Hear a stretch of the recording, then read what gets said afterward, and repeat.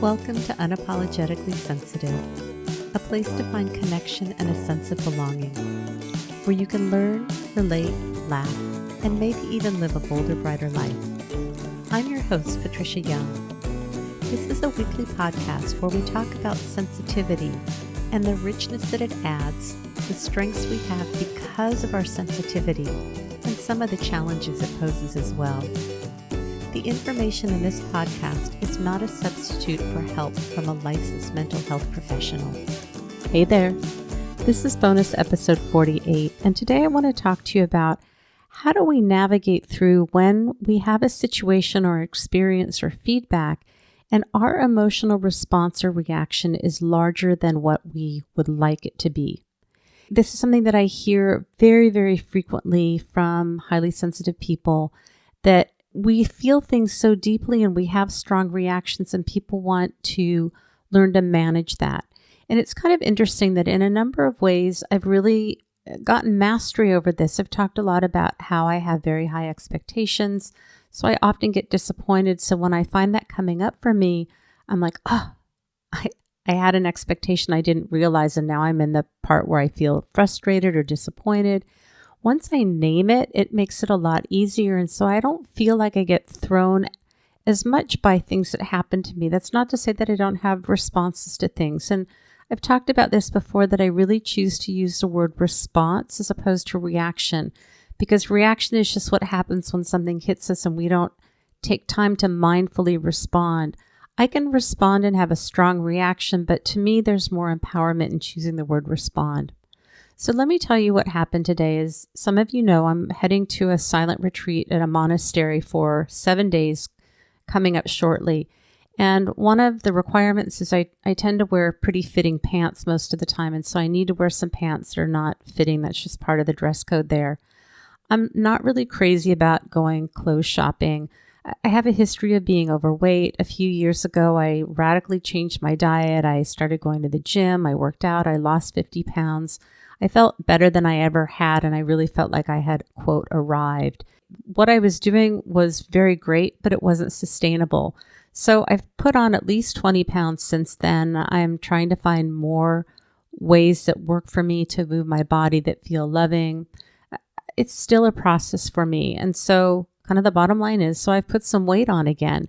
And I needed to go look for some clothes. And so, bless my husband, he initiated this morning because, it's not something I really love doing. So, bless his heart.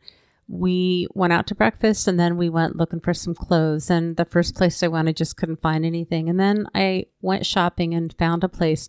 I found myself going into body image, going into judgment. And the thing that's fascinating to me is I could try on 4 pairs of pants, and some of them, like, I don't have wide hips. That's just not where I carry my weight, but I tried on a pair of pants and it looked like I had really wide hips. And, it's interesting what we can allow our minds to believe and grab onto, that the reality is clothing is cut in lots of different ways, and some of it is going to look flattering and some isn't. So the interesting thing is, by the time we were done shopping, I found a handful of pants that worked for me. I was able to find a couple things that I needed for the new office. It really was a success. But as we left the store, I found myself feeling, as we were checking out, I saw sweets and I wanted to get some sweets, and I'm making some conscious choices around what I'm choosing to eat right now. It seems like it really impacts my mood. I'm not indicating what anybody else should be doing for anybody. But I was really aware about midway through, we passed by an aisle where there were some sweets and things looked very interesting to me. And then as we're checking out, they've got impulse items right at the checkout. And I really wanted to get, it's healthy, it's organic. And I wanted it because it was very stressful for me trying on clothes, and it brought up body image for me. And issues around money. How much do I want to spend? Is looking for things for the office. So a number of issues got triggered for me. And now my gremlins are telling me that I'm rambling too much. So thank you. So as we left the store, we went and ran one more errand. And in the van on the way home, I was talking about what was going on for me. And it's interesting that in other areas, I really feel like I've said, I've gotten some mastery over when I have responses to things. Just know that that's how it is. But this is an area that I don't go clothes shopping very much. And I needed to buy something that really is not a style that I have not ever chosen to wear because it's just not flattering for me. So I used the process of naming and started talking about what was going on. My expectation was I went shopping, I was successful, I got what I wanted, I should feel good. And because I wasn't feeling good, something was wrong with me. And that just sets that whole spiral that I know we've all been there, where we just kind of start going, circling the drain. I think that when the mind gets in an uncomfortable place, we want to start making up stories about why we're feeling that way. And so the inclination was to really take that and run with it. And, my narrative is, there's something wrong with me. How come I'm not feeling better? I should be feeling really good and excited. So as I was talking myself through this, it just became clear that the expectation was that the feelings that I were having were not okay. And that in itself is what was making me feel bad. And so I really tried to talk myself through, what is it that happened? What came up for me? Those are pretty normal feelings. We had a great outcome. And maybe it's okay to have kind of some lowered feelings about it. And just the fact of naming it, I could feel something shifting in myself. So what it felt like when I was having that, why am I feeling this way? Something's wrong with me. It felt like the feelings were bigger than I was, and that I really didn't have any control. And I think that this is where many people that are highly sensitive really don't like the trait of being highly sensitive, when our feelings feel like they're bigger than we are. So as I talked myself through it, I started to feel like I was gaining mastery over the feelings. The feelings didn't go away, but once I was able to say, like, they're just feelings, the outcome was fine. And even if the outcome wasn't okay and I didn't find anything and I was frustrated, that's still okay. That's still part of the process. I went, I tried, I get to go and I get to try again. So I want to really emphasize that this is not about the outcome and proving that we shouldn't be having our feelings. It's about honoring the process. I went, I tried on clothes. It brought up stuff for me. It brought up stuff about my body. It brought up stuff about money. I walk through it. I feel uncomfortable and I can tolerate this discomfort. And just naming it in that process really shifted my energy, because honestly, when we got in the van, when we left from shopping, I thought, well, there goes my day. I'm just going to have a low energy day and I've got things that I want to do.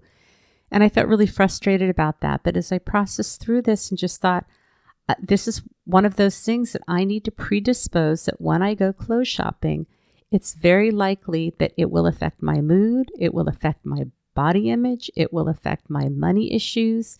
It will affect my energy. And for me, what I suspect is that as highly sensitive people, that when we were younger and we had these larger responses than your non-HSPs do, we got shaming messages for it and we shamed ourselves. There's this whole kind of wounding that gets really locked up. What I find is that when I can kind of set the bar super, super low, meaning if I choose to go clothes shopping, chances are these are the things that are going to come up for me, and to just expect it. That when they come up, I'm like, oh, okay, that's what it is. But when my expectation is so high that I'm going to go shopping and I'm going to have this great experience and it's going to feel exhilarating and I'm going to find what I want, and then I walk out feeling frustrated and overwhelmed and stressed, I feel like something is wrong with me. And to be honest with you, in the middle of the shopping experience, we went to look for some things. I need some things for my office. And I told my husband, like, I'm just overwhelmed. So he, hugs me in the middle of the store, because I'm just feeling like I can't deal with all this input and the decision about, do I want to spend this much money on something that I need for my office? Where am I at financially? I mean, this is what goes on for us as HSPs sometimes. There's nothing wrong with it. I don't have shame about it. And I feel really grateful that I was with somebody who gets me, can see when I'm getting overwhelmed, provides some comfort and some soothing. So the take home that I would invite you to look at is, where are the areas where you find yourself in this place where you're having a response that you're not happy with? Maybe you don't like the feelings, you don't like what you said.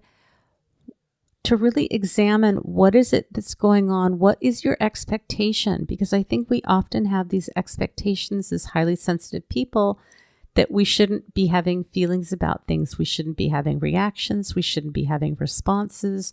We look at what we see on the outside of everybody else, which are probably non-HSPs, and we compare their outsides to our insides. We never know what's going on with someone. We really don't. And for somebody who looks like they're handling everything marvelously, we don't know what happens when they go home, if they yell at their partner, if they drink, if they overeat, if they gamble, if they're impulsive. Like, we really don't know. And I think we have this tendency to look at the best parts of everybody else and compare it to what we feel is really flawed within us. When you find yourself in these situations where you're having stronger feelings, stronger reactions, I would encourage you to get really curious and look at what's going on. What is it that you're feeling and thinking? How is it that you think that you should be feeling or that you want to be feeling? And allow yourself a lot of grace for what's going on. I'll tell you, there is so much power in just naming what's going on and acknowledging that this is just where I'm at in this moment. It doesn't mean it's how it's going to be every time. It doesn't mean you're going to be in this feeling state for forever. But I think every time we try and make it be something that it's not, it causes us more suffering. And that's really what I got in touch with, was my belief that I shouldn't be feeling this way was creating suffering for me, judgment, feeling like who I was wasn't okay. And the reality is I was having some strong reactions to things that happened.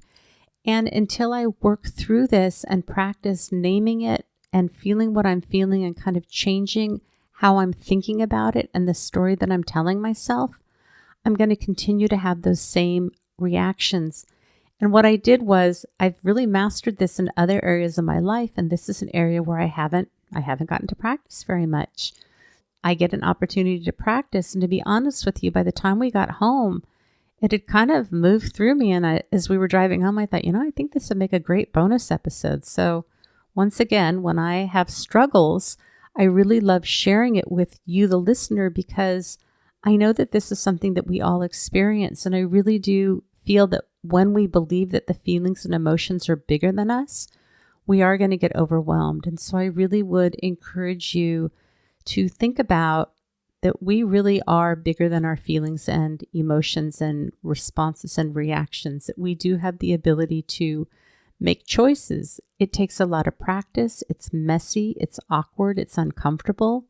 And the more we do it, the more we get mastery over it.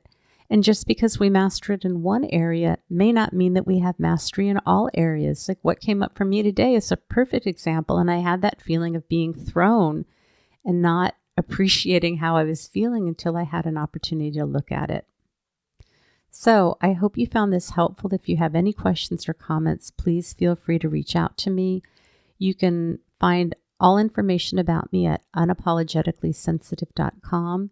If this resonates with you and you find areas where you're struggling and you want to work with me, I've switched to a coaching model, which I've found clients are telling me that they're really appreciating how the process moves and it feels like it moves faster. And I'm not limited to working in California because I'm using a different model that's not a therapeutic model. So if you're interested in working with me, if you want a free 20-minute online consultation, you can shoot me an email at unapologeticallysensitive@gmail.com. Remember, sensitivity is nothing to apologize for. It's our superpower. Have a blessed day.